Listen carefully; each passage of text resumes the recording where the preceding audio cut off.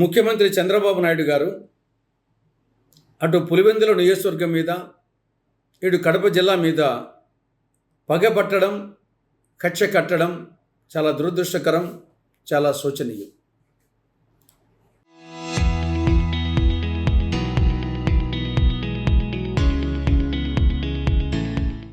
పులివెందుల ప్రభుత్వ వైద్య కళాశాలను ప్రారంభించకపోవడమే ఇందుకు నిదర్శనం. గత ప్రభుత్వ పాలనలోనే పులివెందుల ప్రభుత్వ వైద్య కళాశాల మంజూరైంది. దాదాపు 100 కోట్ల రూపాయలు విలువ చేసే 47 ఎకరాల 58 సెంట్ల భూమిని సేకరించడం జరిగింది ప్రభుత్వం. ఆ భవనాల మీద 412 కోట్ల రూపాయలు ఖర్చు చేయడం జరిగింది.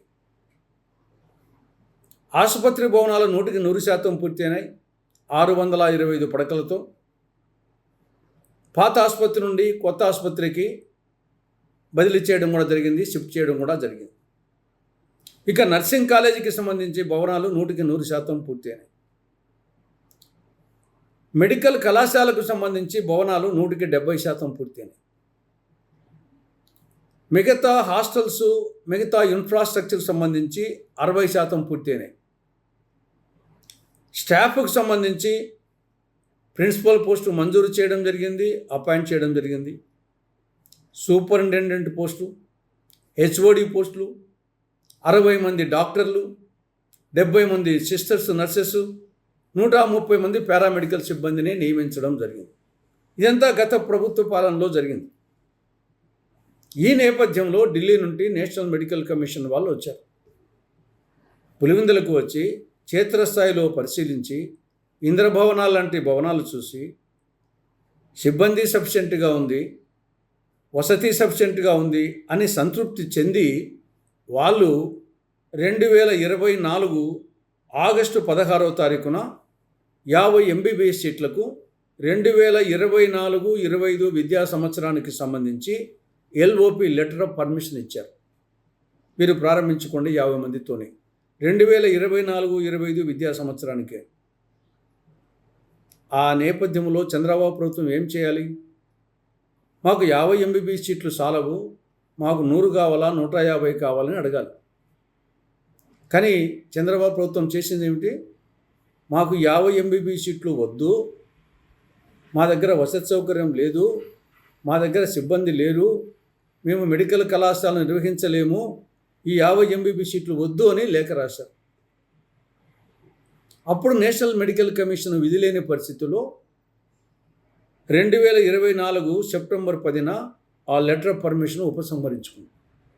పర్యవసానంగా పులివెందుల ప్రభుత్వ వైద్య కళాశాలకు 50 MBBS సీట్లు కోల్పోవడం జరిగింది. పోనీ తర్వాతైనా ఏమన్నా ప్రయత్నం చేశారా? అసంపూర్తి పనులు ఏమన్నా పూర్తి చేసి, సిబ్బంది ఏమన్నా తక్కువ ఉంటే ఫిలప్ చేసి తర్వాత ప్రయత్నం చేశారా? ఏం చేయలేదు. ఒక్క పైసా ఖర్చు పెట్టలే. నేషనల్ మెడికల్ కమిషన్కు లేఖ రాయలే. పర్యవసానంగా 2025-26 విద్యా సంవత్సరానికి సంబంధించి 150 MBBS సీట్లు, 24 PG సీట్లు కోల్పోవడం జరిగింది పులివెందుల ప్రభుత్వ వైద్య కళాశాల. పోనీ ఈ సంవత్సరం 2026-27 కింద ప్రయత్నం చేస్తున్నారా? అది చేయలేదు. ఇప్పటికే ఏప్రిల్, మే అయిపోయి జూన్లో ఉన్నాం, ఏ ప్రయత్నం చేయలేదు.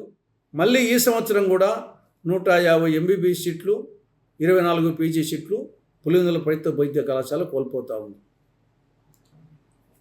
గోరు చుట్టు మీద రోకటి పోటుల మళ్ళీ ఏం చేసింది కూటమి ప్రభుత్వం? పులివెందుల ప్రభుత్వ వైద్య కళాశాలలో ఉండే ప్రిన్సిపాల్ను పిడుగురాళ్లకు బదిలీ చేసింది, సూపరింటెండెంట్ను పిడుగురాళ్లకు బదిలీ చేసింది, 40 మంది డాక్టర్లను, 40 మంది సిస్టర్స్ను, 40 మంది పారామెడికల్ సిబ్బందిని పులివెందుల ప్రభుత్వ వైద్య కళాశాల ఇక్కడ నుండి పిడుగురాళ్లకు, మరికొన్ని చోట్లకు బదిలీ చేసింది. అంటే ఏమిటి ఉద్దేశం, ప్రభుత్వ ఉద్దేశం?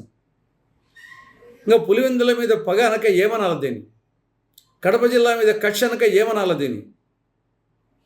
కాబట్టి ఇప్పటికైనా మాకెందుకు ఉంటుంది పులివెందుల మీద పగ, కడప జిల్లా మీద కక్ష అని ఒకవేళ ప్రభుత్వం అనాలనుకుంటే ఏమాత్రం ఆలస్యం చేయకుండా అక్కడ ఏదన్నా ఇంకా అసంపూర్తిగా ఉన్న పనులు ఉంటే పూర్తి చేసి నేషనల్ మెడికల్ కమిషన్తో మాట్లాడి 2026-27 విద్యా సంవత్సరం నుంచే పులివెందుల ప్రభుత్వ విద్యా కళాశాలకు 150 ఎంబీబీఎస్ సీట్లు 24 పీజీ సీట్లతో తరగతులు ప్రారంభించే విధంగా చర్యలు తీసుకోవాలని కాంగ్రెస్ పార్టీ కూటమి ప్రభుత్వానికి ప్రత్యేకించి ముఖ్యమంత్రి చంద్రబాబు నాయుడు గారికి సూచిస్తూ ఉంది.